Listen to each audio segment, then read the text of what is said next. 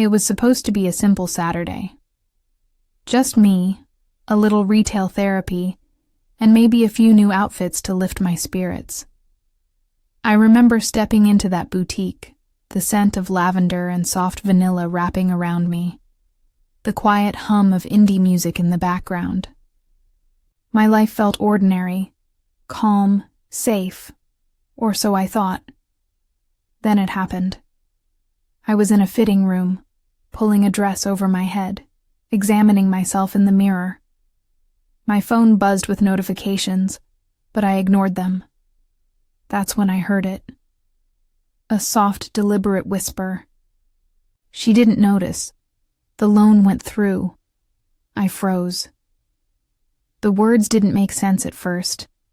I didn't even recognize the voice. But then, I did. It was him, my husband, my partner for 7 years, my confidant. He was standing just a few feet away, around the corner, talking to someone I couldn't see, and in that instant, the world tilted. I pressed myself against the wall, heart hammering, stomach twisting. My mind raced through every possible scenario. What loan? Why would he whisper this like it was some secret victory? And most importantly, who was he talking to?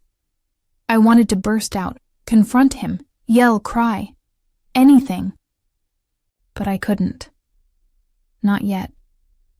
Because I knew, deep down, that this moment was the beginning of something far bigger than a shopping trip.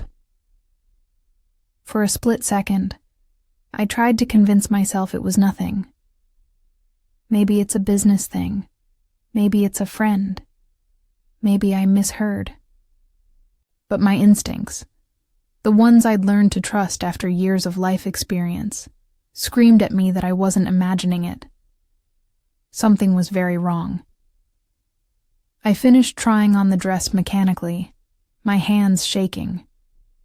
The fabric felt heavier than it should, weighted down by a growing sense of dread.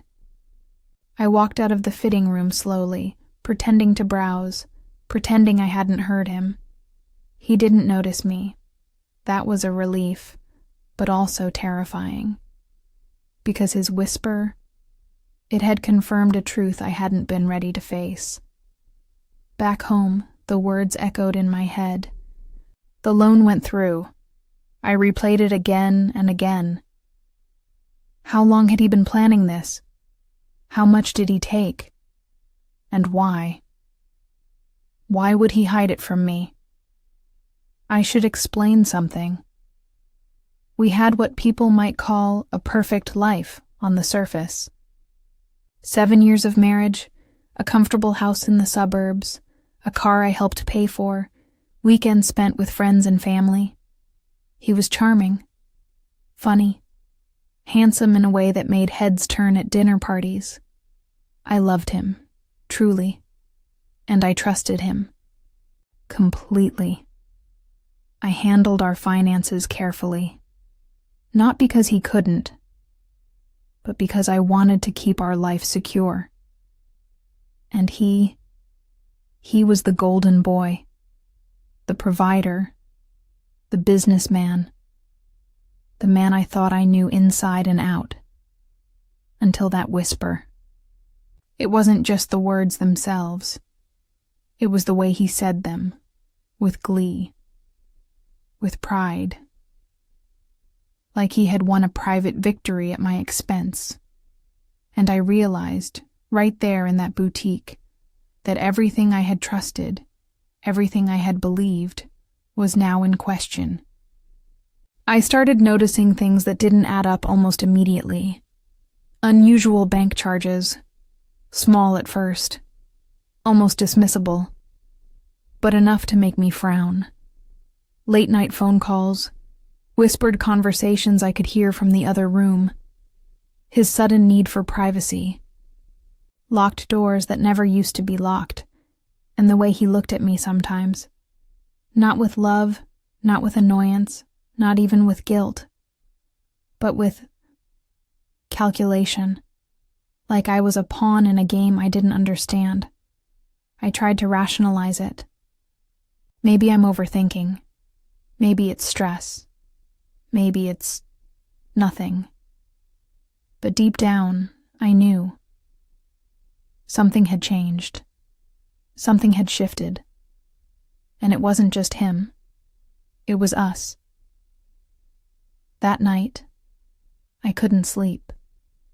I lay in bed, staring at the ceiling, heart racing. I kept replaying the whisper, every word sharp as a knife. She didn't notice. The loan went through. I imagined every possible scenario. Loans taken without my knowledge. Money siphoned away. Secrets stacked like firewood in a hidden corner of our life. I felt foolish for trusting him. Betrayed. Angry. Scared. And yet, part of me couldn't stop thinking about it. I wanted answers. I wanted confrontation. But I also wanted proof. Evidence. Something concrete that would tell me the truth. Because intuition alone wasn't enough. I needed reality. I began paying closer attention to our interactions. I noticed when he checked his phone in the middle of conversations. I saw the quick flick of his eyes whenever an unexpected notification came through. I started keeping subtle mental notes. Dates, times, amounts. Odd behaviors that didn't fit his usual pattern. I realized that the whisper in the fitting room wasn't an isolated incident. It was a sign, a warning, a prelude to a story I hadn't yet been brave enough to face.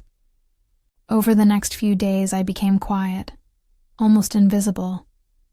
I acted normally, laughed at his jokes, made small talk, all while secretly observing him, taking in every detail. I checked statements discreetly, noting transfers and payments I didn't recognize. And then, a breakthrough. A document hidden in a drawer, partially covered, with his handwriting across the top. Loan approved. Funds disbursed. My stomach dropped. There it was, the whisper confirmed. The secret realized. My world felt like it had tilted on its axis. I felt rage, betrayal, disbelief, and a growing determination. This wasn't going to break me. It was going to awaken something stronger. That night, I sat alone at the kitchen table, staring at the document and sipping lukewarm coffee, trying to steady my hands. My mind raced with possibilities. Who else knows about this loan? What is he planning with the money? How long has he been keeping secrets from me? And the most important question, what am I going to do about it? I realized, then and there, that this story wasn't going to end quietly, because in that whisper, in that casual betrayal, he had underestimated me. And that was his first mistake. I spent the next week observing, noting, and quietly preparing. Every conversation, every detail, every minor slip became a piece of a puzzle I was slowly assembling. I didn't want revenge yet. Not overtly. Not until I had everything I needed. Patience would be my ally. Silence my weapon. Truth my ammunition. The whisper in the fitting room had opened a door. Behind it lay betrayal, lies, and deception. But it also laid the foundation for something else. Empowerment, and I was ready to step through that door. Carefully, deliberately, and fully in control. After that day in the fitting room, everything felt different. I went about my usual routine, coffee in the morning, checking emails, making small talk. But nothing felt ordinary anymore. Every glance, every word, every minor movement seemed loaded with meaning. I began noticing details I had ignored before. How he lingered too long over phone calls. How he suddenly started being vague about meetings. How he fidgeted when I mentioned money or bills. The whisper haunted me. She didn't notice. The loan went through. I couldn't stop thinking about it. The words were like poison in my bloodstream, subtle but constant, eating at my trust, at my sense of safety, at my very foundation. The next few days, I started paying closer attention to the finances. At first, I thought it might be nothing. A mistaken transfer, a delayed notification, a normal business expense. But then I noticed something unusual. Several charges I didn't recognize. Small at first, easily dismissed, but together they formed a pattern. I found receipts from places I didn't expect. A loan application fee. A sudden withdrawal from an interest account we barely used. And the worst part? He hadn't mentioned a single thing. I remember sitting at the kitchen table, staring at the statements, hands shaking, coffee long gone cold. My mind couldn't process everything all at once. Shock, anger, betrayal, fear. I felt like I was watching my life unravel in slow motion. I decided I couldn't ignore it any longer. I started checking more closely. Every account, every statement, every little detail. I began asking subtle questions about business expenses, personal purchases, and trips he claimed were work-related. He brushed me off each time, smiled, said I was imagining things, called me paranoid. But deep down, I knew he was lying. I began keeping track of his movements, who he called when he left the house, where he went. I even started documenting everything in a small notebook, dates, times, amounts, strange behaviors. I felt like a detective in my own life, quietly observing the man I thought I knew so well. And the more I observed, the more I realized just how many secrets he had been keeping. A week after the fitting room incident, I decided to confront him, subtly. I noticed a few unusual charges on our accounts, I said one evening, pretending to be casual. He froze for a split second, then forced a smile. Oh, those? Just some business stuff. You worry too much. Business stuff? At 10 p.m.? I asked, keeping my voice calm. Jessica, relax, I've got it handled, he replied, dismissing me like I was some foolish child. I smiled back and nodded softly. Inside, I was burning. That night, I lay in bed pretending to sleep while my mind raced. He thought he could manipulate me with charm and deflection. But he had no idea I was quietly piecing together his lies, one small clue at a time. It happened 2 nights later. I was going through a pile of papers he had carelessly left on the desk. Among invoices and work files, I found it. A loan document, neatly signed and approved, with his handwriting across the top. My chest tightened. The whisper, the secrecy, the evasiveness. It all made sense. He had taken out a loan without telling me. A big one. The anger was immediate, hot, and sharp. But beneath it, a cold determination settled inside me. This wasn't just betrayal. This was planned deception. He had used our shared finances for something I wasn't allowed to know about, and I would find out what that was. For the next several days, I was a storm contained. I watched him more closely than ever. I checked statements, receipts, and phone logs. I compared what he told me with what I discovered. Every lie, every omission, every half-truth became evidence in my mental case file. I cried in secret. I screamed silently in my car. I felt the betrayal like a punch to the gut every time I remembered the whisper in the fitting room. And yet, I felt something else growing inside of me. Something strong. If he thought I was blind, weak, or naive, he had miscalculated. I would uncover everything. Every secret, every lie, every hidden motive. There were close calls. One afternoon, I almost caught him deleting messages on his phone. Another time, I overheard him whispering to someone in a cafe. That same tone, secretive and smug. My heart raced as I realized I had to be careful. One wrong move and he would suspect I knew, but each moment strengthened my resolve. I wasn't just a wife discovering betrayal. I was a woman reclaiming control. I began rehearsing scenarios in my head, how I would confront him, what I would ask, what I would expose. The whisper in the fitting room had been the spark that ignited a fire. Now, it burned hotter every day. I became invisible in plain sight. I smiled at him, nodded along, even laughed at his jokes. But inside, every word he spoke became data, every secret glance a clue.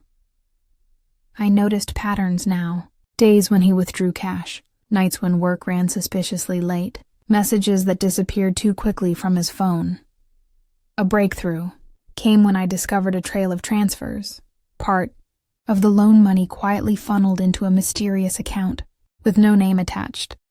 My heart nearly burst from my chest fear, because his deception was far bigger than I imagined. Exhilaration, because I finally had leverage. By now, I was no longer reacting. I was planning. I had all the clues, all the evidence I could gather without him noticing. I knew the stakes, and I knew he had underestimated me completely. My home became a quiet war zone. My notebook, a weapon, and the whisper from the fitting room, the first hint of betrayal, was now my fuel. There was a night I will never forget.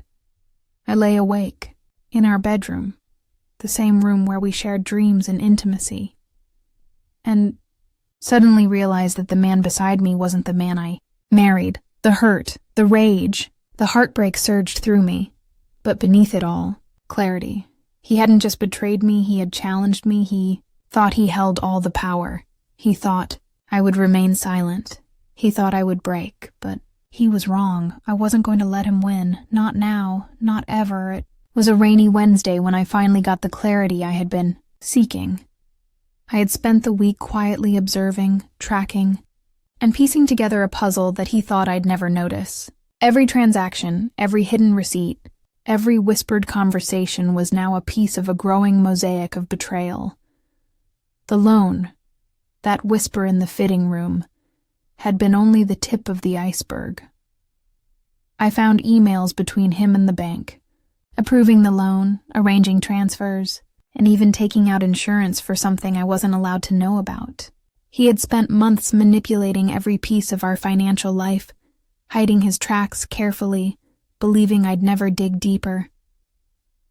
I felt a mix of rage and a strange exhilaration. Rage because he had lied, betrayed, and deceived me. Exhilaration because I now had the pieces I needed to confront him with undeniable truth. Over the next few days, I dove even deeper.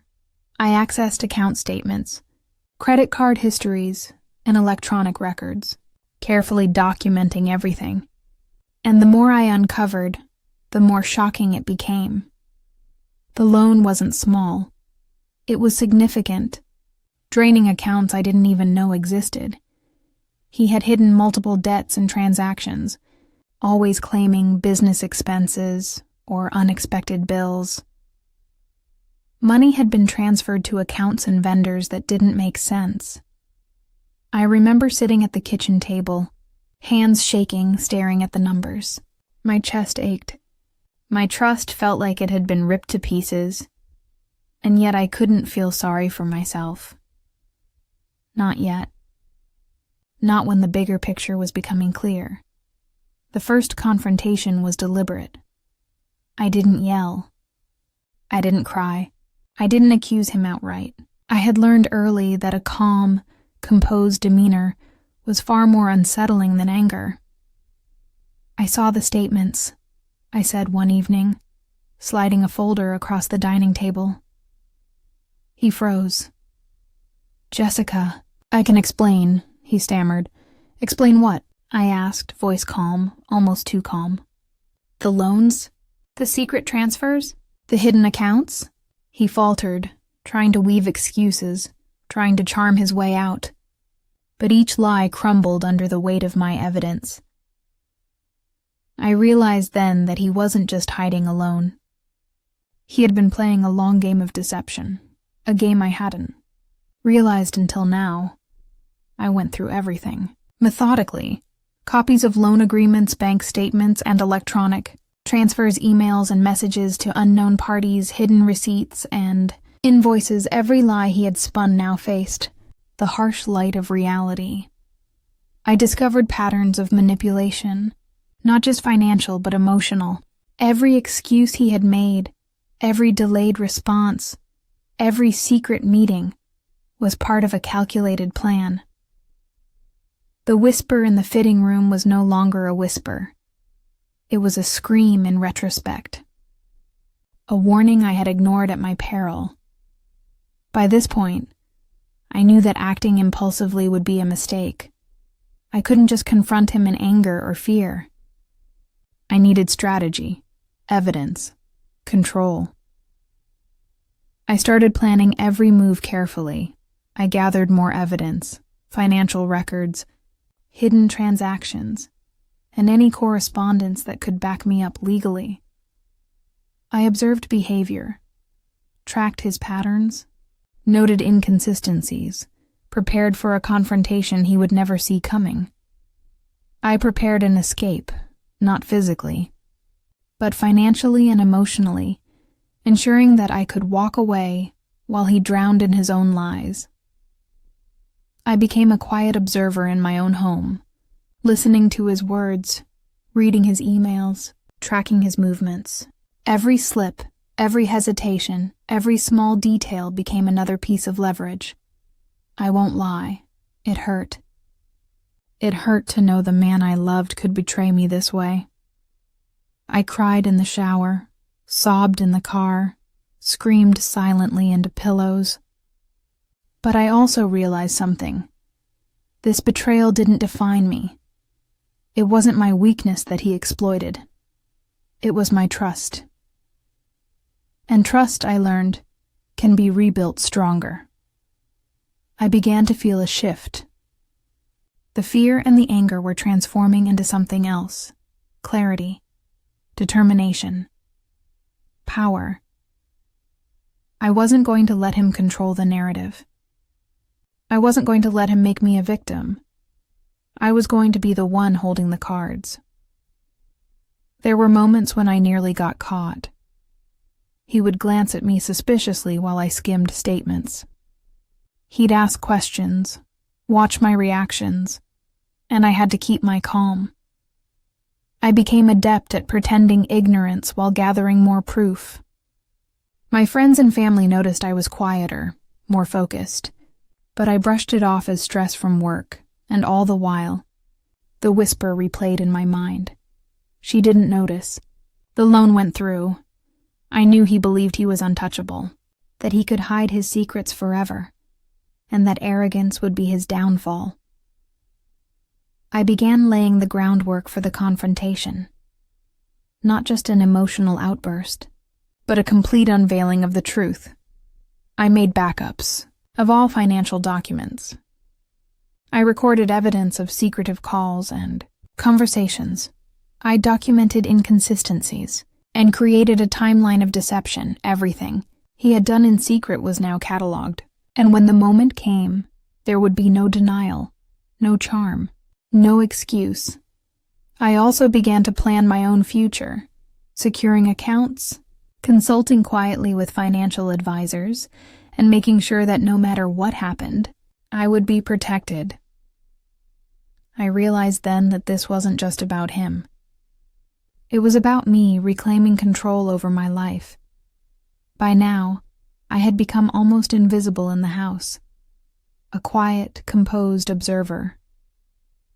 He went about his routines, unaware that I knew everything. Every casual smile, every whispered conversation, every little slip would soon be his undoing. I walked through my days with a sense of purpose. I wasn't just reacting to his lies anymore. I was preparing the perfect confrontation. And the whisper from the fitting room? It had become the mantra driving me forward. He thought I didn't notice. But I did. And soon. He would understand that noticing was only the beginning. I remember sitting in the living room late one night, the documents spread out around me, thinking about the man I thought I knew. I had loved him, trusted him, believed in him, and yet betrayal had exposed a deeper truth, not about him, but about myself. I was stronger than I realized, smarter than I had been, and ready to confront the deception, ready to reclaim my power, ready to ensure that the whisper, the small, casual phrase that had broken my sense of normalcy, would be the signal of his complete unraveling. I wasn't just a victim. I was a force waiting to strike, and the strike, when it came, would be precise, devastating, and utterly satisfying. I had waited weeks for this moment. Every whisper, every secret, every hidden transaction. I had cataloged it all. I knew the exact moment, the exact setting, and the exact words that would break his confidence. He still believed he was untouchable. He still believed I was naive, distracted, or ignorant. But I had learned patience, observation, and strategy. That evening I suggested a casual dinner at home. Nothing fancy, no alarms, no suspicion. Just the two of us. He walked in, smiling, unsuspecting, and I felt a thrill of controlled anticipation. "Honey, dinner's ready," I said, keeping my tone calm. "Thanks, love," he replied, settling in comfortably, and I smiled. Because this calm would be the surface, and the storm was already brewing underneath. I started subtly. "I was looking at our accounts today," I said casually, keeping my voice steady. He froze for a fraction of a second. A small twitch in his expression told me he knew he had been caught. "Oh? Just the usual bills, right?" he said, forcing a smile. "Not exactly," I replied, pushing the folder across the table. "Care to explain these?" He glanced at the documents, and the color drained from his face. Receipts, loan agreements, transfers, all laid out neatly, all undeniable. "Jessica, I can explain," he stammered. "Explain what?" I asked, calm but cold. "The loan you didn't tell me about? The hidden transfers? The accounts you tried to hide?" I watched him struggle, watching the confident mask he always wore crumble piece by piece, and I felt a strange sense of power. Not because I was hurting him, not yet, but because finally, the truth was in my hands. He tried the usual tactics: charm, gaslighting, excuses. "It's not what you think," he said. "I was just trying to protect us. I didn't want you to worry, but I wasn't fooled." I leaned forward, voice calm but pointed. "Protect us? By lying? By taking money behind my back? By pretending everything is normal while you quietly orchestrate a web of deceit?" He opened his mouth, closed it, tried to smile, but nothing worked.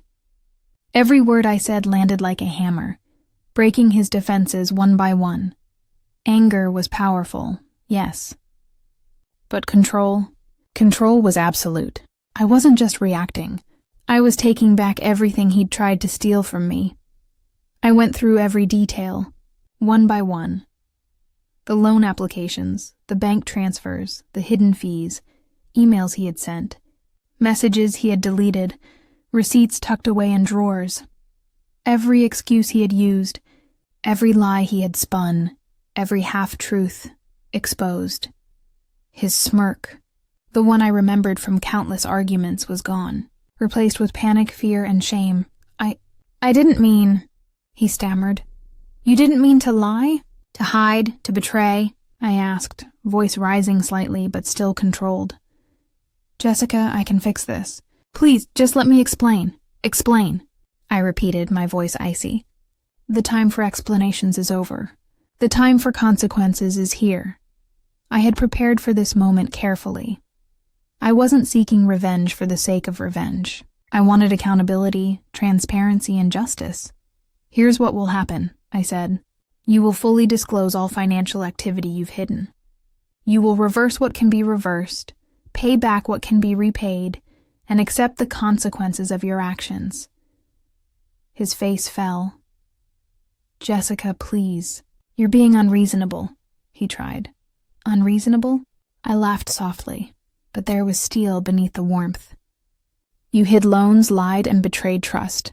I'm being reasonable by demanding truth and accountability. He wasn't prepared.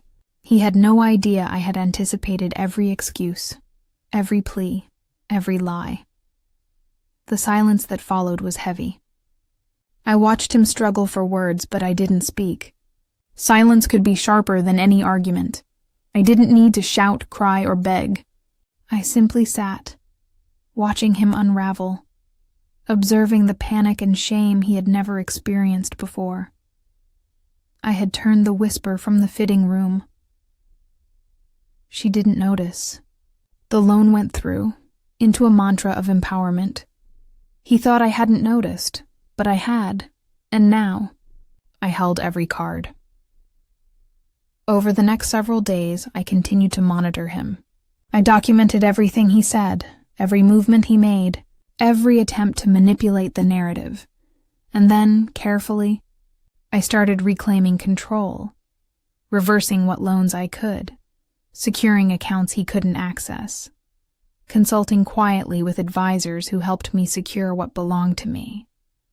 Every move was calculated.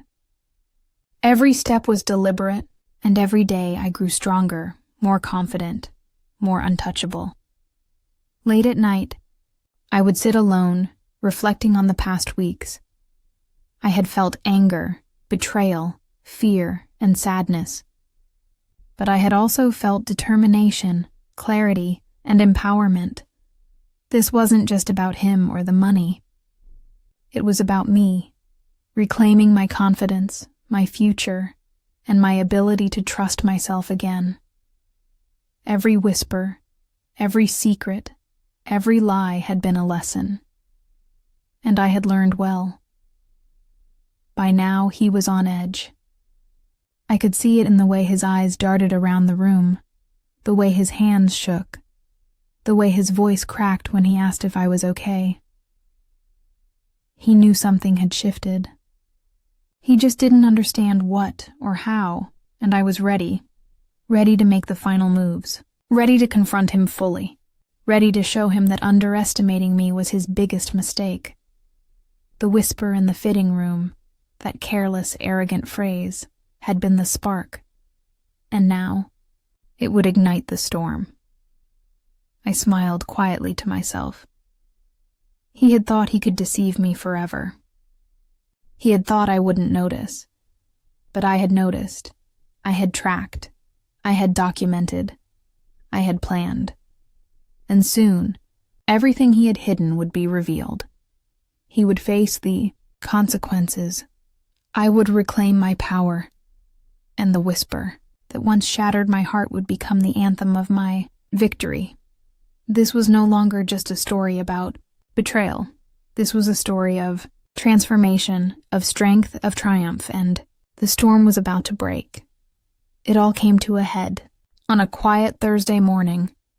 He had been walking on eggshells for days. Every glance, every step, every breath from him carried fear. The once charming and confident man I married now looked small, anxious, cornered. I had gathered everything: documents, emails, bank statements, recordings. Every lie he thought he had buried, every secret he thought would stay hidden, I turned them into cold, undeniable proof. This wasn't vengeance. This was justice. This was me finally taking back control. I called him into the living room. My voice calm. Too calm. "Sit down," I said. He hesitated. "Jessica, what's this about?" "You're about to find out," I replied. I placed the folder on the table. His eyes flickered, panic rising like smoke from a fire he could no longer smother. "The loan," I began, looking at him directly. "The one you whispered about in that fitting room. You didn't just take it behind my back. You used our accounts, forged approvals, pretended everything was normal, while you dragged us into debt." His jaw tightened. His throat trembled. The lie was suffocating him from the inside. I didn't think you'd notice," he whispered. "Notice?" I leaned forward. "I noticed every single thing. Every transfer, every missing document, every fake smile you gave me while destroying our future." For the first time in years, he wasn't in control. He tried to charm his way out. He tried excuses, tears, blame. He even reached for my hand, but I wasn't his puppet anymore. "You lied to my face," I said, voice unshaken. "You spent nights whispering secrets to other people, while I slept beside you, trusting you." I could feel tears forming. Not from pain, but from power. He tried another excuse. "I was trying to protect us." "Protect us?" I repeated. "You were protecting yourself. From consequences. From accountability. You were protecting your ego, not your wife." I had already spoken to professionals. Already secured every account. Every password. Every financial door he once controlled had been locked, and I held the only key. "You will reverse every unauthorized transaction," I instructed. "You will disclose every secret, and you will take responsibility for what you did. If you don't, there will be consequences you won't escape." His shoulders fell. He was defeated. But I wasn't done.